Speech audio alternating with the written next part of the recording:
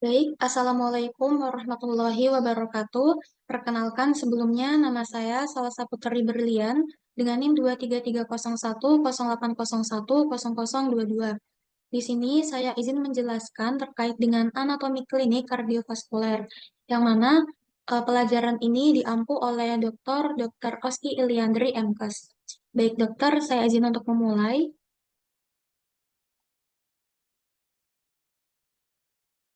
Jadi yang pertama saya akan menjelaskan terkait dengan anatomi singkat dari jantung terlebih dahulu.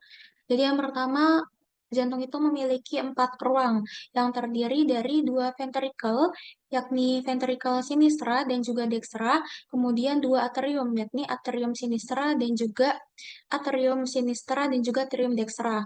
Nah, untuk perjalanan alur dari darah ini sendiri, itu dimulai yang pertama dari darah yang mengandung kaya karbon dioksida itu akan masuk ke dalam atrium dexter melalui vena cava inferior dan vena cava superior. Kemudian dia akan masuk ke dalam ventricle dextra melalui katup tricuspid. Kemudian dia akan menuju ke truncus pulmonalis, kemudian ke arteri pulmonalis, kemudian ke paru-paru. Nah, di paru-paru ini akan terjadi pertukaran darah yang mengandung kaya karbon dioksida menjadi oksigen, kaya akan oksigen. Kemudian darah itu akan masuk kembali ke dalam jantung melalui atrium sinistra, melewati vena pulmonalis. Kemudian dia akan menuju ke ventricle sinistra melalui katup bicuspid dan akhirnya menuju ke aorta melalui katup aorta dan dialirkan ke seluruh tubuh. Jadi semua darah itu akan masuk ke jantung melalui pembuluh darah vena dan semua darah itu akan keluar melalui pembuluh darah arteri. Untuk pembuluh darah dari vena ini sendiri memiliki dinding yang lebih tipis daripada dinding pembuluh darah arteri. Kenapa? Karena pembuluh darah vena ini tugasnya hanya sebagai tempat aliran darahnya saja, hanya sebagai drainasenya saja. Sedangkan pembuluh darah arteri itu dia bertugas untuk eh, sebagai kontraksi yang bertugas untuk mengalirkan darah dari jantung ke seluruh tubuh. Makanya eh, dinding dari pembuluh darah arteri ini membutuhkan dinding yang lebih tebal dibandingkan dinding dari pembuluh darah vena. Selanjutnya, jadi em, setelah seperti yang sudah saya sebutkan tadi bahwa darah dari ventrikel sinistra itu akan dialirkan ke seluruh tubuh melalui katup aorta, melalui aorta. Nah, di aorta ini, di pangkal aorta ini memiliki katup yang namanya katup aorta dan dia itu bersifat pasif dan tidak punya otot. Jadi, ketika ventrikel sinistra itu sudah memompa darahnya menuju ke seluruh tubuh, itu darah akan berusaha untuk kembali lagi ke ventrikel sinistra. Makanya agar dia tidak kembali lagi, itu diperlukan namanya katup aorta. Kemudian ada beberapa hormon yang mempengaruhi tonus dari aorta ini sendiri, yakni hormon angiotensin dan juga adrenalin, yang mana hormon angiotensin dan juga adrenalin ini berfungsi sebagai vasokonstriksi. Seperti namanya, angio yakni pembuluh darah dan juga tensin yaitu yang berarti tonus. Kemudian hormon ini tuh bisa meningkat dikarenakan yang pertama bisa karena rasa takut. Misalnya kita tuh takut ketemu makhluk halus atau hewan buas seperti ular, macan tutul, atau beruang. Kemudian juga bisa disebabkan karena rasa cemas. Misalnya eh, besok nih kita mau sambutan, tapi kita belum ada persiapan. Atau mungkin minggu depan kita sudah mau ujian sumatif, tapi kita belum ada belajar sama sekali. Yang sehingga bisa memicu rasa cemas dan akhirnya sehingga meningkatkan hormon dari adrenalin dan angiotensin tersebut yang akhirnya memicu vasokonstriksi, penyempitan dari pembuluh darah itu. Untuk hormon adrenalin sendiri ini diproduksi oleh kelenjar adrenal yang terdapat di atas ginjal kita. Nah, seperti yang sudah saya sebutkan tadi bahwa misalnya kita tuh ketemu ular ya, misalnya ketemu hewan buas. Nah, itu tuh akan memacu vasokonstriksi dan otak kita tuh akan bereaksi, akan memicu refleks simpatis apakah kita tuh akan hit atau run. Misalnya kita memilih hit, maka darah itu akan dialirkan lebih banyak ke tangan kita sehingga kita tuh bisa kuat untuk memukul si ular tersebut. Namun ketika di otak kita, kita tuh lebih memilih run, maka eh, darah itu akan dipicu refleks simpatisnya lebih ke arah kaki sehingga kita tuh bisa lebih kuat untuk berlari dari ular tersebut. Kemudian untuk refleks parasimpatisnya ini sendiri itu ketika kita tuh sudah jauh dari ularnya, sudah merasa aman, maka akan terjadi refleks parasimpatis, yakni pembuluh darah kita yang sebelumnya itu menyempit mengalami vasokonstriksi, kemudian akan mengalami vasodilatasi, akan mengalami pelebaran kembali. Hal ini disebut juga dengan refleks maintenance, yang mana refleks maintenance ini adalah refleks harian yang akan memberikan ketenangan kepada kita sehingga pembuluh darah yang tadi itu pembuluh darah yang sebelumnya menyempit tadi itu bisa kembali menjadi lebar kembali, menjadi vasodilatasi kembali. Namun bagaimana jika pembuluh darah itu terus-menerus diberikan tekanan? Bagaimana jika kita terus-menerus merasa cemas, merasa takut? Maka pembuluh darah kita tuh akan terus-terusan mengalami tekanan, mengalami pressure. Maka untuk mengatasi hal itu, otak kita akan memberikan em, memberikan bantuan berupa remodeling. Remodeling ini itu adalah pembentukan jaringan ikat di pembuluh darah kita. Namun ketika hal ini terjadi terus-menerus, maka hal itu akan memicu pembuluh darah kita tuh akan semakin kaku, yang namanya stiff. Jadi karena kebanyakan pembentukan jaringan ikat itu sehingga akan mengalami stiff pembuluh darah, yang akan mengakibatkan juga tekanan darah kita akan meningkat. Hal ini contoh lainnya tuh seperti misalnya kita tuh olahraga berlebihan. Ketika kita olahraga misalnya nge-gym, itu otot kita kan akan membesarkan. Namun ketika nge-gym itu terus kita lakukan tiap hari, maka bukannya makin membesar, bukannya makin bagus otot kita, tapi akan mengalami pengecilan. Kenapa? Karena banyak otot kita tuh yang mati, banyak yang mengalami nekrosis atau apoptosis, sehingga bukannya bagus, tapi malah kita tuh semakin cepat capek, kemudian otot kita tuh semakin mengecil. Makanya itu kita tuh tidak boleh olahraga terus-terusan. Kemudian bukan hanya olahraga, namun segala sesuatu yang dilakukan berlebihan itu memang tidak baik ya, teman-teman semua. Kemudian em, untuk darah sendiri itu kan darah dari jantung yang keluar itu sama dengan darah yang masuk. Hal itu berarti jantung dapat melakukan fungsi kompensasinya dengan baik. Hal ini dinamakan hukum Franz Starling. Namun ketika pada jantung yang lemah, misalnya karena dia itu tadi yang sudah saya jelaskan bahwa pembuluh darah itu terus mengalami tekanan, maka akan berdampak pada jantung juga yang mengakibatkan jantung kita tuh menjadi lemah sehingga dia tidak bisa melakukan fungsi kompensasinya dengan baik. Nah, ketika pada jantung yang lemah, maka darah yang keluar dan masuk itu tidak sama sehingga misalnya nih, kita tuh yang masuk itu ada 300, tapi yang keluar itu cuman 150. Yang misalnya yang masuk itu 200, yang keluar cuman 120 kayak gitu. Nah, hal ini akan mengakibatkan penumpukan darah di ventricle sinistra, di atrium sinistra. Kemudian hal ini akan mengakibatkan gagal jantung atau yang biasa disebut dengan heart failure. Hal ini disebut juga tadi kan misalnya jantung dapat melakukan fungsinya itu kompensasi, tapi ketika jantung tidak dapat melakukan fungsinya itu disebut dengan dekompensasi kordis, yakni di mana jantung gagal untuk melakukan fungsinya dengan baik, yakni mengalirkan darah ke seluruh tubuh. Kemudian ketika tadi itu darahnya tuh menumpuk di atrium kiri ya, kemudian karena terlalu banyak darah yang mengantar di atrium kiri kita tuh mengakibatkan tekanan di atrium kiri kita tuh meningkat yang dinamakan dengan hypertension pulmonari karena eh, setelah dari atrium kiri itu kan ke vena pulmonalis, kemudian disebut dengan pulmonary hypertension. Kemudian eh, dari atrium kiri tadi kan akan menuju ke vena pulmonalis, kemudian ke paru, kemudian ke alveoli, dan akhirnya terjadilah penumpukan cairan dalam alveoli yang disebut dengan edem paru. Karena edem parunya ini disebabkan karena masalah jantung, maka edem parunya ini termasuk ke dalam tipe kardiogenik. Kemudian yang akhirnya akan menyebabkan gejala sesak napas. Kenapa? Karena di alveoli itu kan fungsinya untuk pertukaran gas karbon dioksida menjadi oksigen kan. Nah, ketika alveoli itu penuh dengan cairan, penuh dengan darah, maka paru-paru itu akan mengalami kegagalan fungsi dan akhirnya kita jadi sesak napas. Kemudian ketika jantung kiri itu mengalami gagal fungsi, maka juga akan berdampak pada jantung yang sebelah kanan, jantung sebelah dekstra.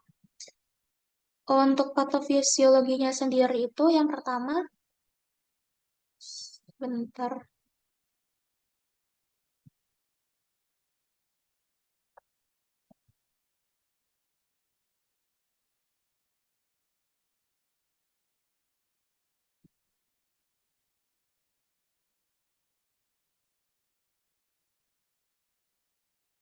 untuk patofisiologi sendiri itu yang pertama dari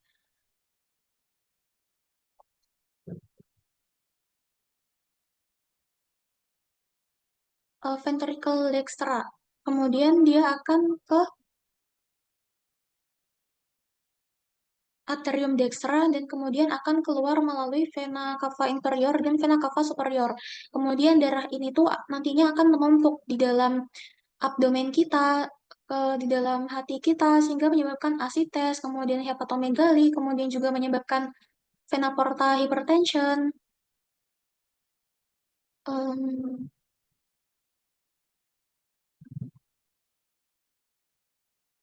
jadi misalnya yang vena porta hypertension itu kan karena vena porta itu membawa darah dari intestin. Kemudian ketika dia mengalami penumpukan darah, maka dia akan mengalami vena porta hypertension. Kemudian akan terjadi ekstravasasi pembuluh darah dan akhirnya mengalami salah satu gejalanya adalah asites. Kemudian dampak dari penumpukan darah ini juga akan terbawa sampai ke vena esofagus, bahkan varises. Ketika terjadi varises, maka akan terjadi perdarahan pada esofagus dan lambung. Ketika kemudian akan memicu mual dan muntah. Ketika muntah itu keluarnya dari esofagus, maka dia akan berwarna merah. Tapi ketika dia itu keluarnya dari asam lambung, berarti darah itu akan berwarna kehitaman karena dia itu bercampur dengan asam lambung yang disebut dengan hematemesis. Kemudian misalnya varisesnya itu kan varises tidak hanya terjadi di atas saja, namun juga bisa terjadi di bawah. Ketika varisesnya itu terjadi di bawah, jadi ketika meletusnya itu di area rektum, itu tidak mungkin bercampur dengan asam lambung kan, jadi warnanya itu merah segar.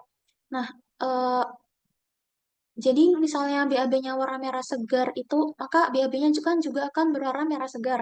Itu disebut dengan hematosesia. Tapi kalau darah BAB-nya kehitaman, berarti kan menunjukkan dia tuh bercampur dengan asam lambung juga. Itu disebut dengan melina.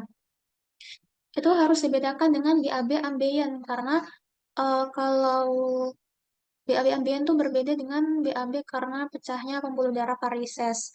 Misalnya dia tuh kotorannya keras, terus nanti setelah keluar diikuti dengan darah yang menetes, itu biasanya pembuluh darah yang pecah itu adalah rectalis superior. Tapi kalau misalnya sudah bercampur dengan darah di kiri kanannya, maka yang pecah itu pembuluh darah sigmoidnya.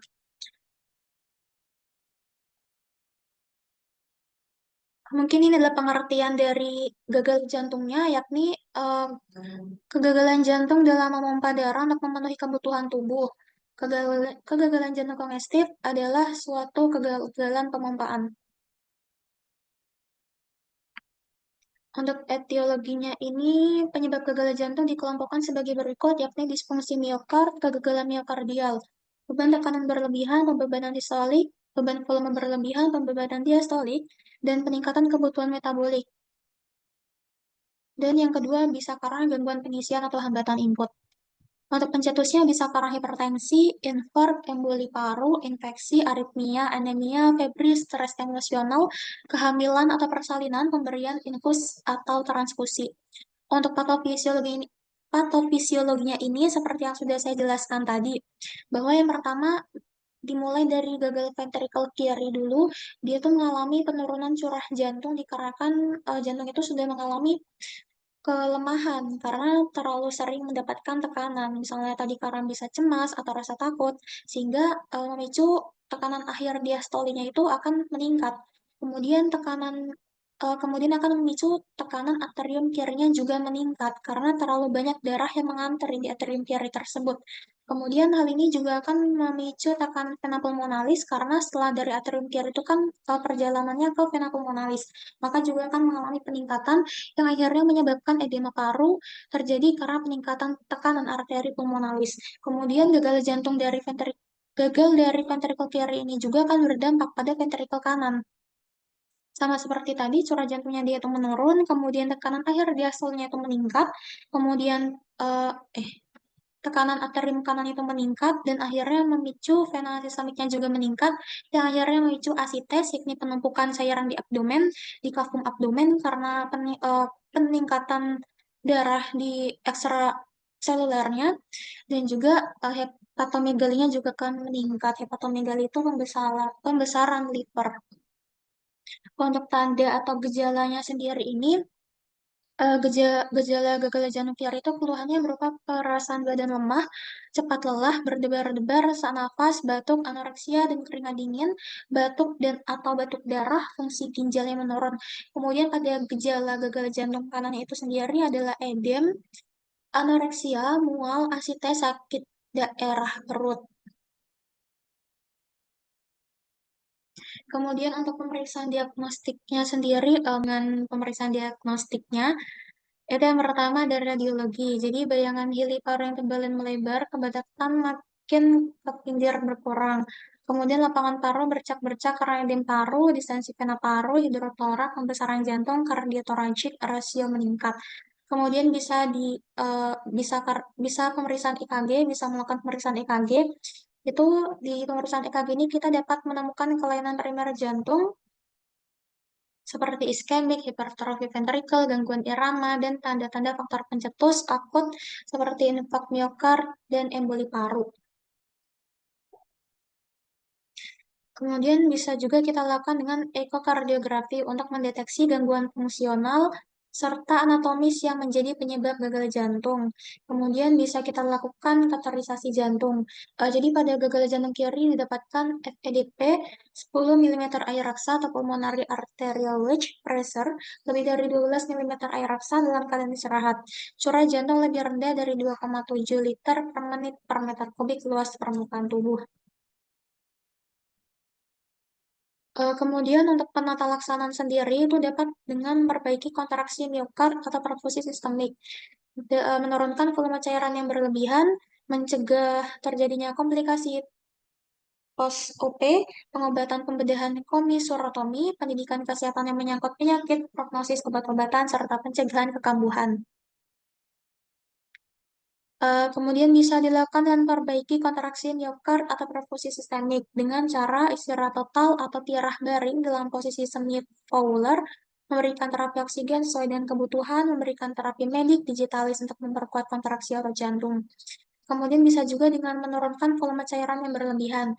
Bisa dengan memberikan terapi medik, diuretik untuk mengurangi cairan di jaringan, kemudian mencatat intake dan output, menimbang berat badan, restriksi garam atau diet rendah garam. Kemudian bisa juga dengan mencegah terjadinya komplikasi, mengatur jadwal mobilisasi secara bertahap sesuai keadaan klien, mencegah terjadinya imobilisasi akibat tirah baring, merubah posisi tidur, memperhatikan efek samping pemberian medikamentosa, karena digitalis, dan memeriksa atau memonitor EKG.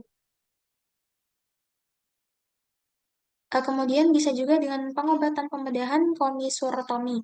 Jadi hanya pada regurgitasi aorta akibat infeksi aorta, reparasi katup aorta dapat dipertimbangkan. Sedangkan pada regurgitasi aorta akibat penyakit lainnya, umumnya harus diganti dengan katup artifisial. Indikasi pada keluhan sesak napas yang tidak dapat diatasi dengan pengobatan simptomatik bila ekokardiografi menunjukkan sisa ventricle theory 55 mm atau fractional shortening 25% dipertimbangkan untuk tindakan operasi sebelum timbul gagal jantung. Kemudian juga bisa dengan pendidikan kesehatan menyangkut penyakit prognosis, pemakaian obat-obatan, serta mencegah kambuhan. Menjelaskan tentang perjalanan penyakit dan prognosisnya, menjelaskan tentang kegunaan obat-obatan yang digunakan, serta memberikan jadwal pemberian obat. Kemudian merubah gaya hidup atau kebiasaan yang salah, merokok, stres, kerja berat, minum alkohol, makanan tinggi lemak, dan kolesterol. Kemudian bisa juga dengan menjelaskan tentang tanda-tanda serta gejala yang menyokong terjadinya gagal jantung, terutama yang berhubungan dengan kelelahan, lekas capai, berdebar-debar, sesak napas, anoreksia, keringat dingin. Kemudian melanjutkan untuk kontrol semua secara teratur walaupun tanpa gejala, memberikan dukungan mental, klien dapat menerima keadaan dirinya secara nyata atau realitas akan dirinya baik. Nah, kemudian di sini bisa dilihat heart valve disease-nya, ini untuk normal valve-nya dia bisa menutup dengan rapat, kemudian ini ketika membukanya dia bisa membuka sempurna. Kemudian jika dia itu terjadi kerusakan atau terjadi stenosis,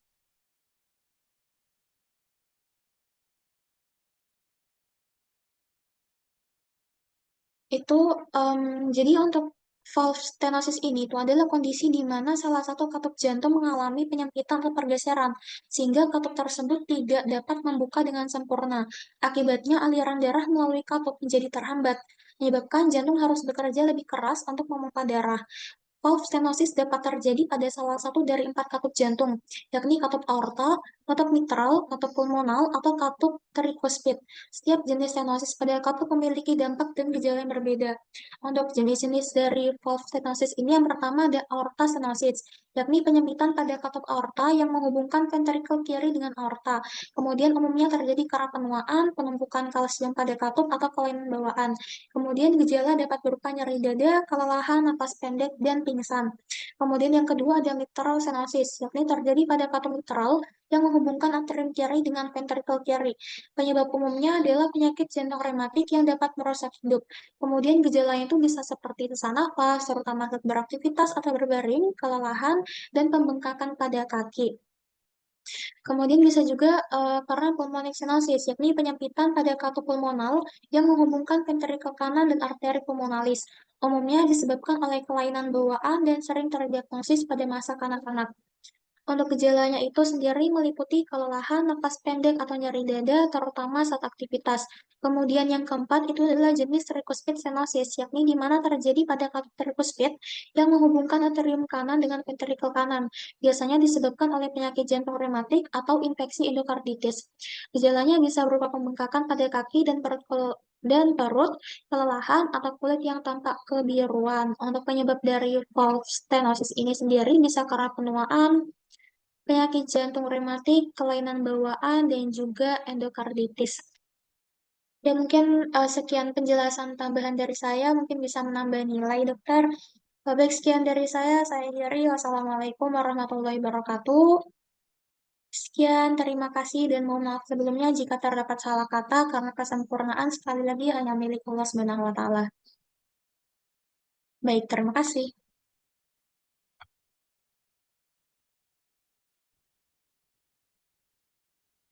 Baik, selanjutnya saya akan menjelaskan terkait dengan paten ductus arteriosus. Jadi, paten ductus arteriosus ini merupakan kondisi jantung di mana pembuluh darah sementara yang disebut ductus arteriosus gagal menutup setelah lahir.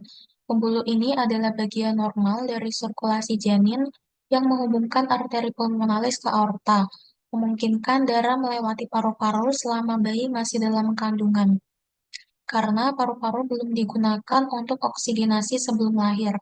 Biasanya, ductus arteriosus akan menutup beberapa saat setelah kelahiran ketika sistem sirkulasi bayi beradaptasi dengan pernapasan udara. Namun, jika tetap terbuka atau paten, hal ini dapat menyebabkan aliran darah yang tidak normal antara aorta dan arteri pulmonalis. Akibatnya, aliran darah ke paru-paru dapat meningkat, yang berpotensi menyebabkan komplikasi seperti gagal jantung atau hipertensi pulmonal jika tidak segera ditangani. Paten ductus arteriosus lebih umum terjadi pada bayi prematur, meskipun bisa juga terjadi pada bayi cukup bulan. Pilihan pengobatan bervariasi tergantung pada tingkat keparahan kondisi, mulai dari pengawasan, pemberian obat seperti obat antiinflamasi, nonsteroid, hingga prosedur bedah untuk menutup ductus arteriosus. Ini adalah gambaran untuk sirkulasi pada orang dewasanya. Kemudian selanjutnya saya akan menjelaskan tetralogi Ovalot.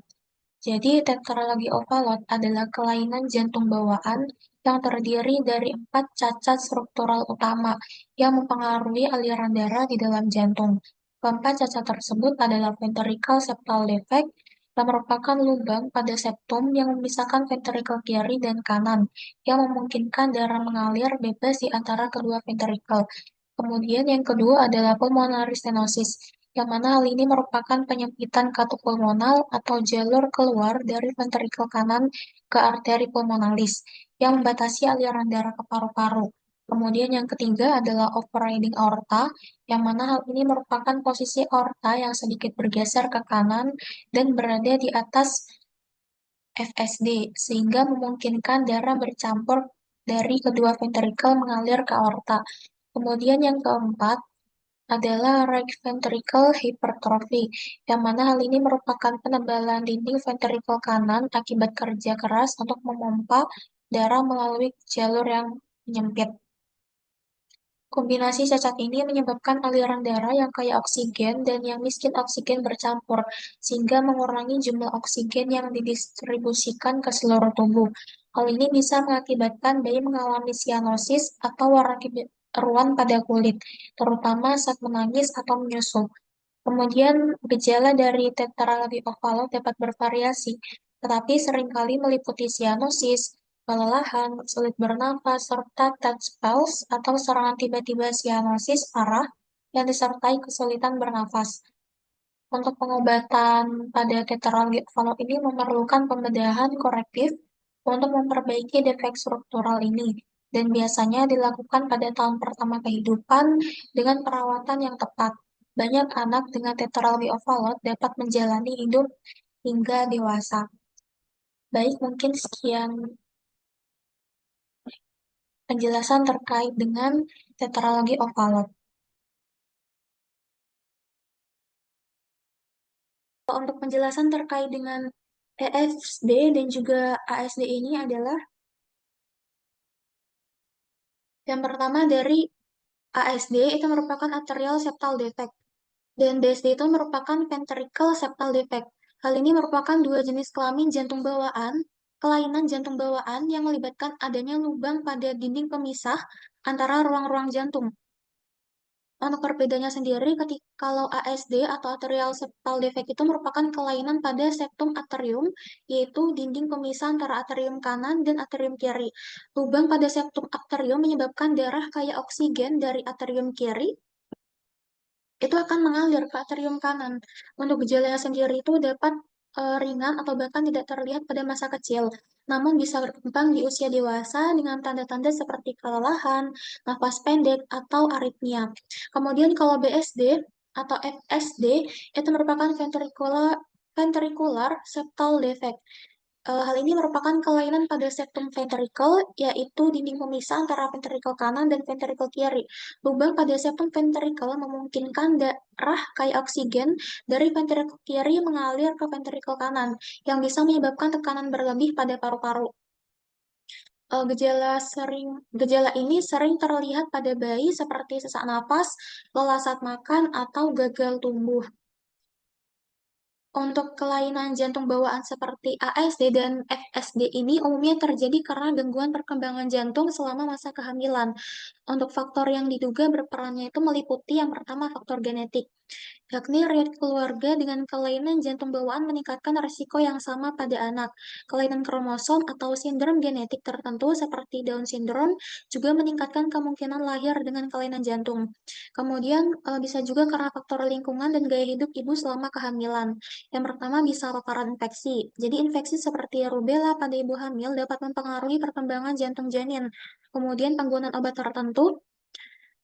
Konsumsi obat-obatan tertentu selama trimester pertama seperti obat anti kejang atau litium dapat mengganggu perkembangan jantung janin. Kemudian bisa karena paparan zat kimia. Ketika ibu yang terpapar bahan kimia berbahaya atau radiasi itu juga akan beresiko melahirkan anak dengan kelainan jantung. Kemudian bisa karena kebiasaan merokok atau konsumsi alkohol, karena asap rokok dan alkohol itu dapat mempengaruhi pembentukan organ janin termasuk dengan jantung. Kemudian bisa juga karena faktor dari kondisi kesehatan ibu. Kondisinya itu seperti diabetes yang tidak terkontrol selama masa kehamilan, atau disebut juga dengan diabetes gestasional, yang bisa meningkatkan risiko kelainan jantung pada janin. Kemudian gangguan autoimun pada ibu juga bisa berpengaruh terhadap perkembangan jantung janin. Kemudian untuk faktor lainnya itu bisa karena kelainan jantung yang terjadi tanpa sebab yang jelas atau diakibatkan oleh kombinasi faktor-faktor di atas tanpa penyebab tunggal yang pasti. Untuk deteksi dini ini selama kehamilan dengan USG atau tes prenatal lainnya bisa membantu mengidentifikasi kelainan jantung dan merencanakan perawatan yang sesuai. Ya mungkin sekian penjelasan dari saya. Mohon maaf jika ada salah kata dan kekurangannya, karena yang sempurna itu hanyalah milik Allah Subhanahu wa Ta'ala. Baik, mungkin sekian dari saya. Saya akhiri. Wassalamualaikum warahmatullahi wabarakatuh.